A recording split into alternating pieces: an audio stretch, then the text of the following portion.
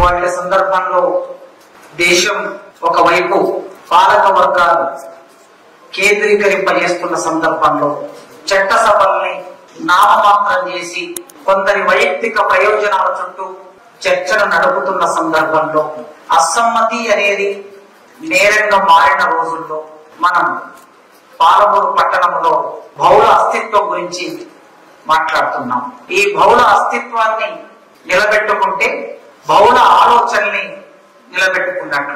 బహుళ ఆలోచనల్ని నిలబెట్టుకుంటే సాంస్కృతిక జాతీయవాదాన్ని ఓడించడానికి కావలసిన ప్రాతిపాదికల్ని, పరికరాల్ని, ప్రమేయాల్ని రూపొందించుకోవడానికి ప్రయత్నం చేసినట్లు అవుతుంది. అందుకే మిత్రులు, బహుళ అస్తిత్వం అనే మాట చాలా లోతైన మాట.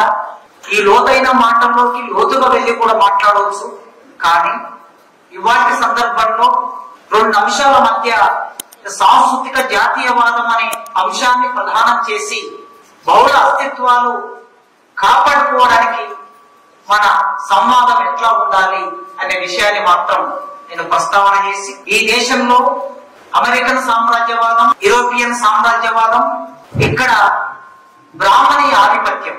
బ్రాహ్మణీయ ఆధిపత్యం అంటే ఒక అర్థంలో వైదిక ఆధిపత్యము అని.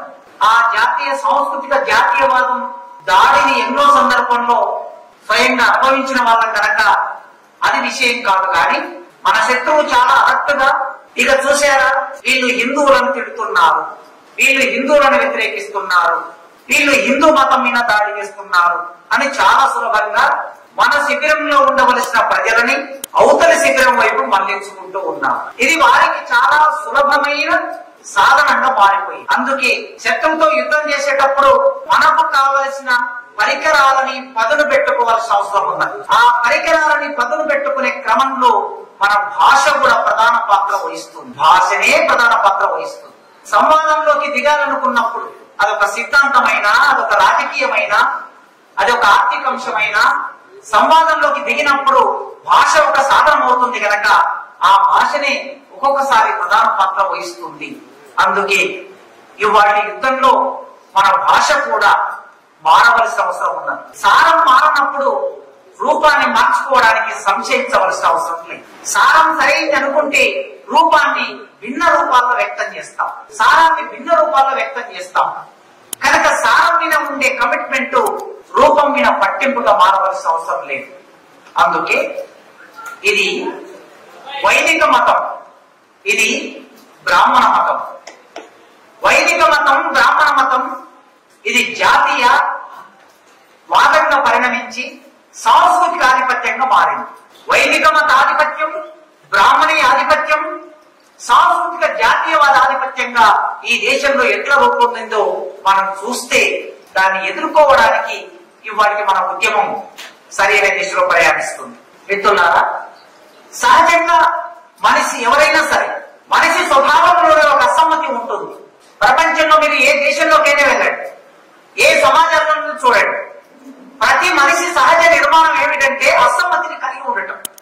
మార్క్స్ దీన్ని చాలా జాగ్రత్తగా గుర్తించాడు.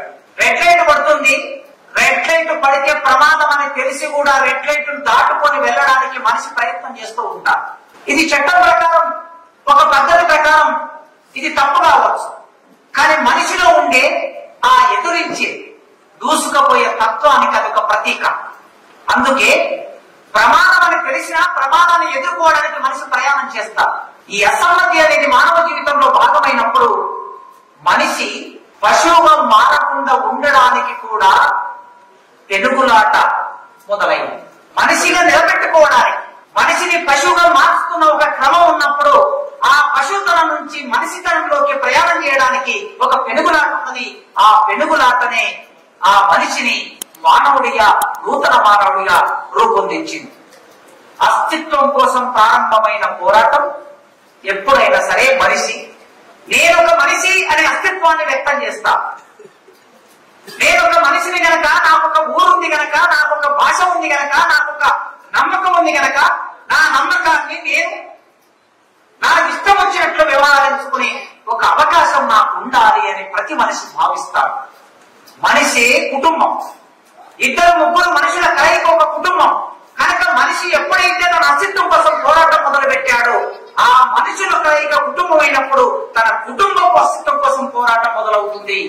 ఆ కుటుంబమే ఏదో ఒక సమాజ నిర్మాణంలో భాగమవుతుంది కనుక భారతదేశంలో సమాజ నిర్మాణం అంటే వాళ్ళు దళితుల, వాళ్ళు బహుజనుల, వాళ్ళు ఆదివాసుల, వాళ్ళు స్త్రీల, వాళ్ళు బ్రాహ్మణుల జాతులు ఉన్న వ్యవస్థ నిర్మాణంలో ఆ మనుషులు ఎక్కడ ఉంటారు?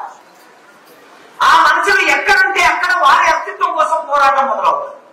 అందుకే మార్క్స్ చెప్పాడు ఆయన రచనలో, ప్రతి మనిషి చైతన్యం, ప్రతి మనిషికి ఒక చైతన్యం నిర్మాణం అవుతుంది. ప్రతి మనిషి చైతన్యం అవుతూ ఉంటారు. కానీ ప్రతి మనిషి చైతన్యాన్ని నిర్ణయించేది ఏమిటంటే వారి అస్తిత్వమే వారి చైతన్యాన్ని నిర్ణయిస్తుంది అన్నాడు. కనుక మనిషి అస్తిత్వం, ఈ దేశంలో మనిషి అస్తిత్వం అంటే దళితుడు, అంటరాని వాడు, ఒక కమ్మ, ఒక రెడ్డి, ఒక వెలమ, ఒక బ్రాహ్మణ్, ఒక గౌడ, ఒక యాదవ, ఒక ముదిరాజు, ఒక మాల, ఒక మాదిగ, ఒక కమ్మరి, ఒక కుమ్మరి. ఇది ఈ దేశంలో మనిషి అస్తిత్వం అంటే. ఈ అస్తిత్వం నుంచి మనం మాట్లాడితే, ఈ అస్తిత్వం నుంచి మనం ఆలోచిస్తే, ఈ అస్తిత్వాలన్నిటికీ ప్రమాదం ఏర్పడిన ఒకానొక భావజాలం ఏమిటంటే ఈ దేశంలో జాతీయ సాంస్కృతిక వాదమే ఒక ప్రమాదం. అసలు ఈ దేశం దేశంగా నిర్మాణం అయింది ఎప్పుడు? ఈ దేశానికి ఒక జాతీయత వచ్చింది ఎప్పుడు? ఆ జాతీయతకు రూపం ఏర్పడింది ఎప్పుడు? అది వాదంగా పరిణమించింది ఎప్పుడు? దాని సాంస్కృతిక ఆధిపత్యం నిర్మాణం అయింది ఎప్పుడు అని చూస్తే తప్ప ఈ అన్ని అస్తిత్వాలు, ఇక్కడ బహుళ అస్తిత్వాలంటే వీటన్నిటి నిర్మాణమే ఈ దేశంలో బహుళ అస్తిత్వం. అందుకే మనిషి తన అస్తిత్వం కోసం ప్రారంభించిన పోరాటం అది చివరికి ఒక ఆధునిక మానవుడిగా పరిణామం చెందడానికి మూలమైంది. మనగడ కోసం జరిగిన ఈ పోరాటమే ఒక విచక్షణ, మనిషిలో మంచితనాన్ని, మనిషిలో చెడుతనాన్ని, తన చుట్టూ నిర్మాణమైన చెడును వదిలేసుకొని తన చుట్టూ ఉన్న మంచిని స్వీకరించి ఆ ముందుకు వెళ్ళిన క్రమమే సంస్కృతి అని మనం ఒక స్థూలమైన అర్థంలో మాట్లాడుకుంటే ఈ దేశంలో భిన్నత్వమే సంస్కృతి, అదే ఈ దేశానికి సౌందర్యం. భిన్నత్వమే ఒక సంస్కృతి, అది ఈ దేశానికి సౌందర్యం. నాగరిక మానవ విలువను, సంస్కృతిని సంకుచితంగా అర్థం చేసుకునే ఒక ఆలోచన క్రమం అనేది ఈ దేశంలో ఎప్పుడో మొదలైంది. ఈ దేశంలోనే కాదు, ప్రపంచంలో ఎప్పుడైనా ఎక్కడైనా ఇట్లాంటి ఆలోచన మొదలవుతుంది. కానీ విశాల అర్థంలో చూసినప్పుడు మనుషులు ఒక స్థితి నుంచి మరో స్థితికి ప్రయాణం చేయడం, ఆ స్థితి నిన్నటి కన్నా బాగుండటం, గత కాలం మేలు వచ్చు కాలం కంటేను కాదు, వచ్చు కాలమే మేలు ఎప్పుడైనా గత కాలం కంటే. ఈ వచ్చు కాలమే మేలు అనుకున్నప్పుడు ఈ వచ్చు కాలం మేలు కాదు, గత కాలమే మేలు వచ్చు కాలం కంటే అనే ఈ భావం, వచ్చు కాలం మేలు గత కాలం కంటే అనే ఈ భావం, ఈ రెండు భావాలు మానవ జీవితంలో భాగమై ఉంటాయి. వీటి మధ్యన ఒక సంవాదం జరుగుతుంది, వీటి మధ్యన ఒక చర్చ మొదలవుతుంది. వీటి మధ్యన సంవాదం చర్చ దగ్గరనే ఆగిపోతే ఇది ఒక ఘర్షణకి కూడా దారితీస్తుంది. ఈ మానవ సమాజంలో ఈ ఘర్షణ ఇవాళ మొదలైంది కాదు. ఆ వైరం, రెండు వైరి పక్షాల మధ్య ప్రారంభమైన వైరం అది ఆలోచన స్థాయిలోకి వెళ్ళింది. రెండు ఆలోచనల మధ్య జరిగిన పోరాటమే మార్క్స్ ప్రకారమే మళ్ళీ మాట్లాడితే అసలుకి ప్రపంచం వర్గ పోరాటం అంటే ఏమిటి? రెండు ఆలోచనల మధ్య జరిగిన పోరాటమే, రెండు భావాల మధ్య జరిగిన పోరాటమే, రెండు ఆలోచనల ధారణ మధ్య జరిగిన పోరాటమే ఈ ప్రపంచం అశాంతం జరిగిన వర్గ పోరాటం అని చెప్పాడు. కనుక ఆలోచన మధ్య జరిగే పోరాటమే ప్రధానమైన పోరాటంగా మనం నిలబడవలసి వస్తుంది. అందుకే ఇవాళ ఆలోచనల మధ్య జరిగే ఈ పోరాటానికి మూలం ఎక్కడా, దీనికి అంతిమ పరిష్కారం ఎక్కడా, లాజికల్ ముగింపు ఎక్కడా అని మనం మాట్లాడుకుంటున్నాం. చరిత్రలో తాత్వికంగా ఇట్లా చూసినప్పుడు, ఆలోచన పరంగా ఇట్లా చూసినప్పుడు ఆధిపత్య భావానికి, ఆధిపత్య ఆలోచనలకి, అమౌంత భావానికి వైరమైనటువంటి ఒక భావాన్ని ముందుకు తీసుకొచ్చిన వాడు భారతదేశంలో బుద్ధుడు. మొట్టమొదటిసారి బుద్ధుడు మనిషిని గుర్తించని చోట, స్త్రీని గుర్తించని చోట, దేవుని గుర్తించని చోట, దేవునికి దగ్గర అందరూ సమానం కాదు అన్న చోట, సంపద అందరికి సంబంధం లేని చోట బుద్ధుడు అనే ఒక మనిషి ఈ దేశంలోకి ప్రవేశించి ఈ మనుషులందరితో సంభాషిస్తూ జ్ఞాన జ్ఞానాన్ని పొంది చివరికి అందరికీ జ్ఞానాన్ని అందించి ఒక ప్రాసెస్ ను మొదలు పెట్టాడు.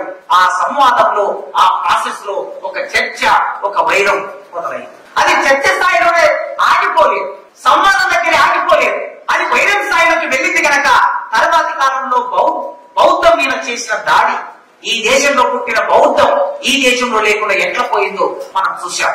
సొంత ఆస్తి లేని రాజ్యం ఉంటే శోకముండదని చెప్పి ప్రబోధించి పరితపించి పోయిన బుద్ధుని యోచన ఈ దేశంలో సొంత ఆస్తి నిరాకరించిన వాడు, సొంత ఆస్తి లేని రాజ్యం ఉంటే శోకం ఉండదని చెప్పి ప్రబోధించి పరితపించి పోరిన బుద్ధుడు నడయాడిన దేశంలో ఇవాళ ఒక ఆధిపత్యం మన మీదకి ప్రవేశించింది. భారతదేశం వేల సంవత్సరాలుగా సాంస్కృతికంగా, సామాజికంగా, ఆర్థికంగా, ఆధ్యాత్మికంగా ఒకటి అనే ఒక వాదం ముందుకు వస్తూ ఉన్నది. ఈ వాదం ఇవాళ ముందుకు రాలి, ఈ వాదం 1800 సంవత్సరంలో ముందుకు